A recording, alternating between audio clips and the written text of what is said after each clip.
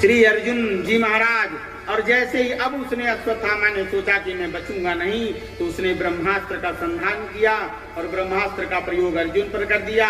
इधर भगवान द्वारिकानाथ ने कहा कि अर्जुन तुम भी तो जानते हो ब्रह्मास्त्र का संधान करना, ब्रह्मास्त्र का संधान करो और प्रयोग करो। इधर अर्जुन ने भी ब्रह्मास्त्र का संधान करके और प्रयोग किया। दोनों ब्रह्मास्त्र टकराते कि इसके मध्य में संत प्रकट हो गए और हाथ जोड़कर भगवान द्वारिकानाथ से बोले कि महाराज भगवान क्या अभी सृष्टि का प्रलय करना है? तो द्वारिकानाथ ने कहा कि अर्जुन तुम ब्रह्मास्त्र के प्रभाव को शांत करो। अर्जुन ने तुरंत अपने ब्रह्मास्त्र के प्रभाव को शांत किया। इधर अश्वत्थामा को संतों ने कहा कि तुम भी अपने क्या कहते हैं अपने ब्रह्मास्त्र के प्रभाव को शांत करो। तो उसने कहा कि भगवान मैं आवाहन करना, इसका संधान करना तो जानता हूं, पर इसे शांत करना नहीं जानता, मेरे पिताश्री ने नहीं सिखाया। तो कहा ठीक है और क्या कर सकते हो? उसने कहा मैं इसकी दिशा का परिवर्तन कर सकता हूं।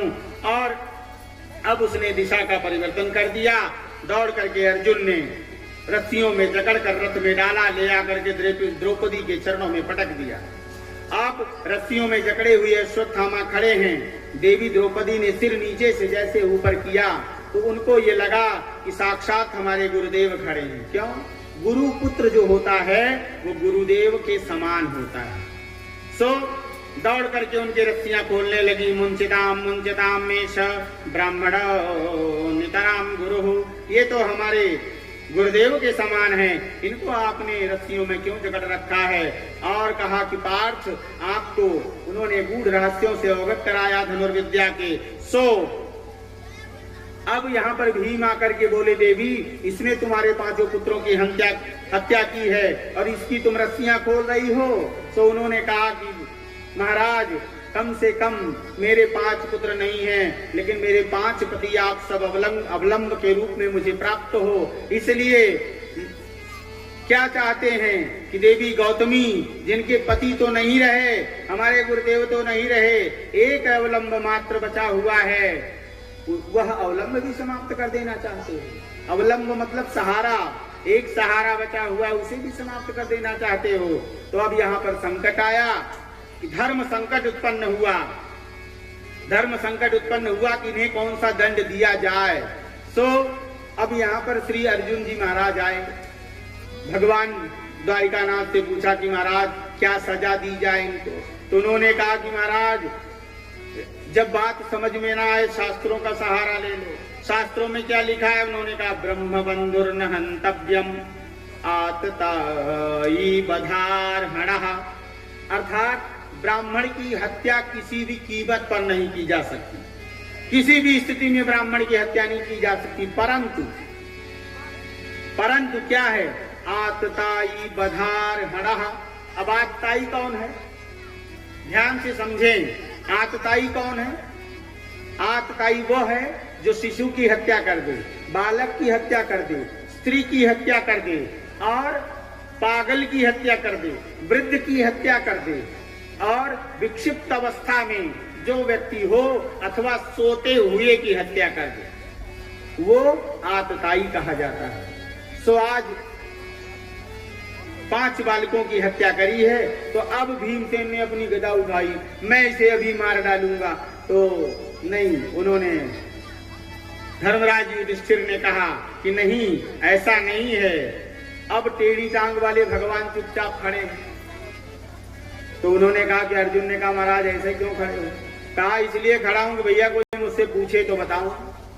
और आपने पूछा तो ये कैसे उपाय बताया? दोनों ही आपने कह दिया। एक तरफ कह रहे हो कि ब्राह्मण की हत्या किसी स्थिति में नहीं हो सकती, दूसरी बात कह रहे हो कि भैया आतताई को अवश्य मार दो। तो ये दोनों स्थितियां हम करें तो क्या करें? तो उन्होंने कहा महाराज यही संकट जो है त्रेता युग में एक बार उत्पन्न हो गया है? आप सब जानते हैं त्रेता युग में भगवान को अपनी लीला संवरण करने का जब अवसर समय आया तो महाकाल स्वयं स्वरूप बदल कर आए और एकांत में वार्ता करने के लिए वचनबद्ध कर लिए। भगवान को वचन ले लिए, कहा कि आप मुझे वचन दें कि हमारी वार्ता को, हमारी आपकी वार्ता को जो सुनेगा अथवा देखेगा उसे आप मृत्यु दंड दे देंगे। भगवान श्री राम ने कहा कि ठीक है, तथास्तु, मैं वचन देता हूं आपको। अब दोनों गुप्त वार्ता करने लगे। तो सबसे सुंदर पहरेदार कौन उस समय? श्रीमान लक्ष्मण जी। लक्ष्मण जी को पहरे पर खड़ा किया गया, भैया मुख्य द्वार से कोई अंदर न आने पावे। और इधर मुख्य द्वार पर लक्ष्मण जी खड़े हुए, तुरंत पहुंच गए दुर्वासा जी। हटो हटो लक्ष्मण, मुझे अंदर जाना है। उन्होंने कहा, प्रणाम किया, कहा महाराज तनिक ठहरिए, तनिक विश्राम करिए। राम जी किसी विशेष कार्य में संलग्न है। कहा, लक्ष्मण तू मुझे जानता नहीं, मैं दुर्वासा हूँ। तुरंत उन्होंने कमंडल से जल हाथ में ले लिया और कहा, लक्ष्मण तुझे और तेरी अयोध्या सहित अभी श्राप देकर नष्ट कर दूंगा। अब तो लक्ष्मण जी कांप गए। क्यों कांपे? कांपे क्यों? इसलिए कांपे कि मैं नष्ट हो जाऊं, मैं मर जाऊं कोई बात नहीं, पर अयोध्या रहनी चाहिए। इसलिए उन्होंने कहा, आप तनिक ठहरिए, मैं सूचना देता हूं। दौड़ करके लक्ष्मण जी गए और भगवान की वार्ता में उन्होंने भगवान को संदेश दिया। इतने में काल मतलब समय, वो अंदर ध्यान हो गया और राम जी से दुर्वासा जी मिले, अपनी बात की। और दूसरे दिन राज्यसभा में लक्ष्मण जी कटघरे में खड़े, सिर नीचा किए। अब वहां पर पूछा जाने लगा, वहां पर भी धर्म संकट, इसी तरह का धर्म संकट उत्पन्न हो गया। क्या किया जाए? भरत जी, वशिष्ठ जी, बड़े बड़े ज्ञानियों का ज्ञान धूल दूसरित हो गया, किसी के पास कोई उपाय नहीं। सो अब आप तो जानते हैं वहां भी एक बुद्धिमान है। कौन है? सकल गुण निधानम वानराणामधीशम रघुपति प्रिय भक्तम वात जातम नमा अतुलित बलधामम। हनुमान जी एक किनारे बेचारे हाथ में गदा लिए हाथ जोड़े खड़े, क्योंकि सेवक है। और सेवक को जब तक स्वामी आज्ञा न करे तो सेवक क्या कर सकता है? सेवक चाहे कितना बुद्धिमान हो, वो बेचारा हाथ जोड़े खड़ा रहेगा। हाथ जोड़े हनुमान जी खड़े। अब सबकी बुद्धि चकरा गई। मर्यादा पुरुषोत्तम भगवान राघवेंद्र की भी बुद्धि चकरा गई। क्या निर्णय लिया जाए? क्यों? तो श्री हनुमान जी से भगवान ने कहा कि हनुमान, आखिर क्यों आप चुपचाप मौन खड़े हो? उन्होंने कहा, प्रभु मैं तो सेवक ठहरा, सेवक हूं, सेवक के लिए कोई आज्ञा। अरे कहा, आप तो ज्ञानियों में ज्ञानी नाम अग्रगण्यम हो, भगवान रुद्र के एकादश रुद्र हो, तो कुछ आप ही मार्गदर्शन करो। तो हनुमान जी ने कहा कि महाराज, संभावितस्य चा कीर्तिर् मरणादेरिच्यते। अर्थात इसी श्लोक को चौपाई में दिया है मानस जी में। क्या कि संभावित कहाँ अपजस लाऊं, संभावित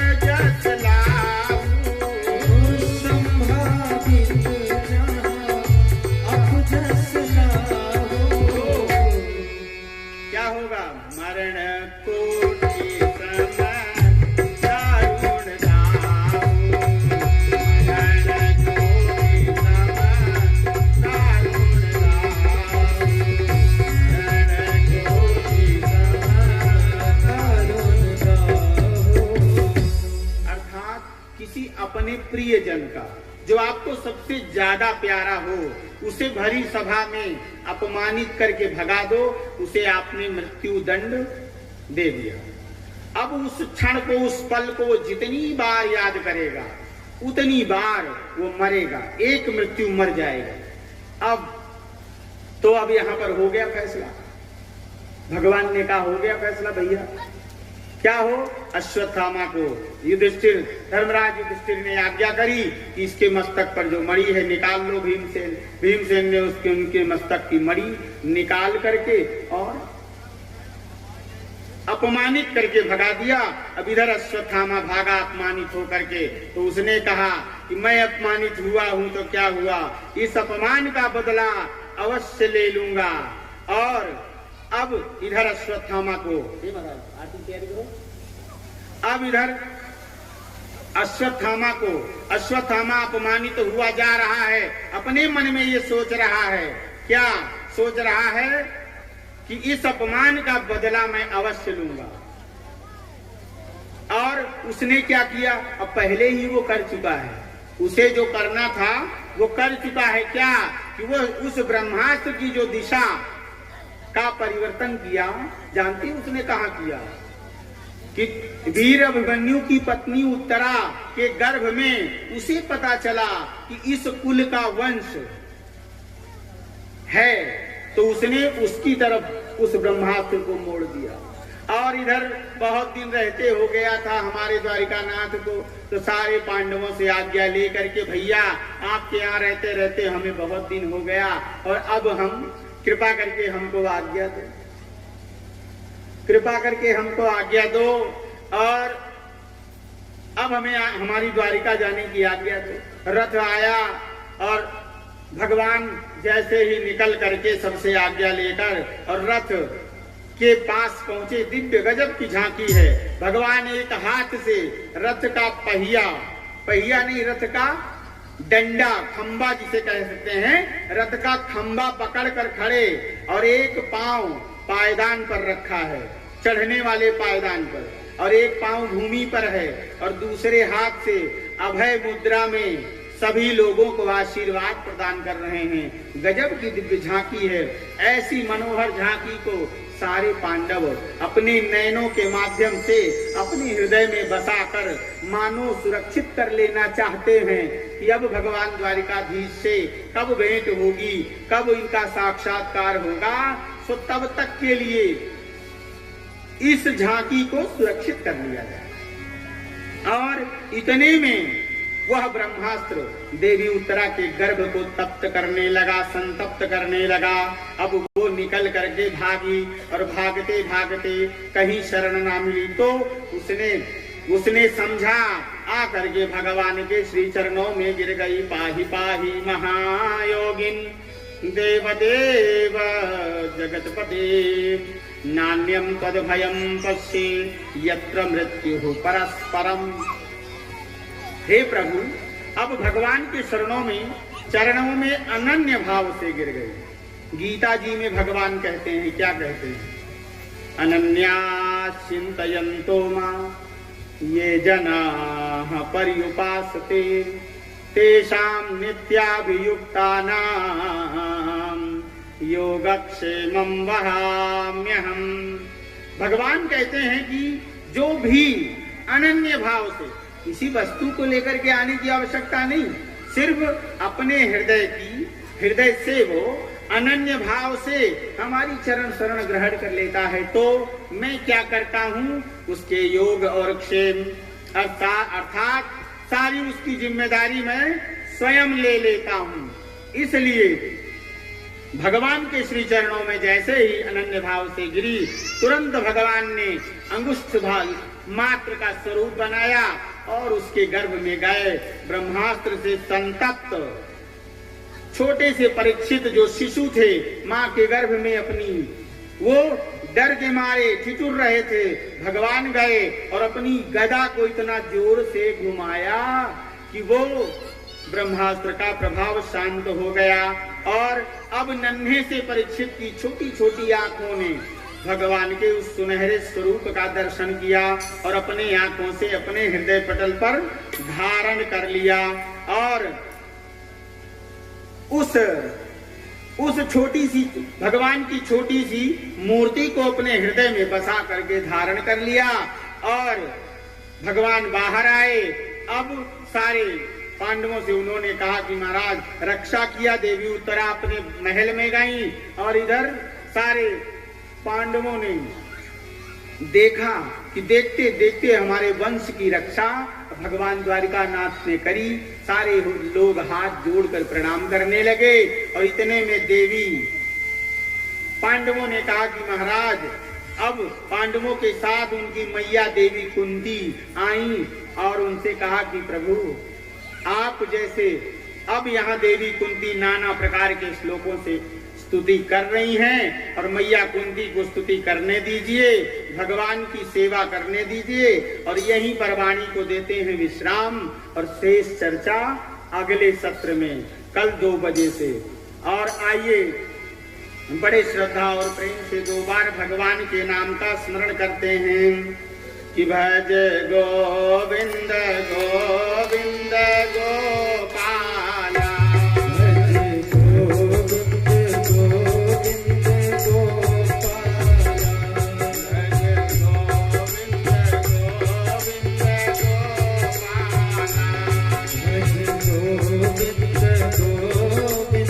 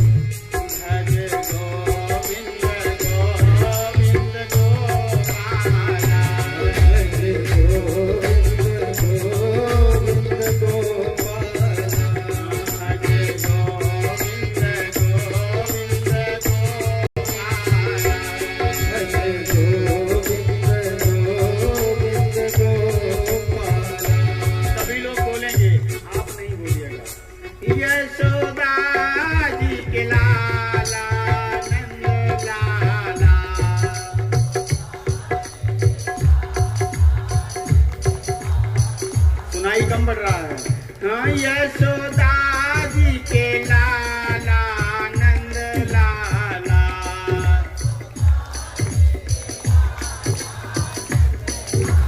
भज गोविंद गोविंद गोपाला, भज गोविंद गोविंद गोपाला, भज गोविंद गोविंद गोपाला।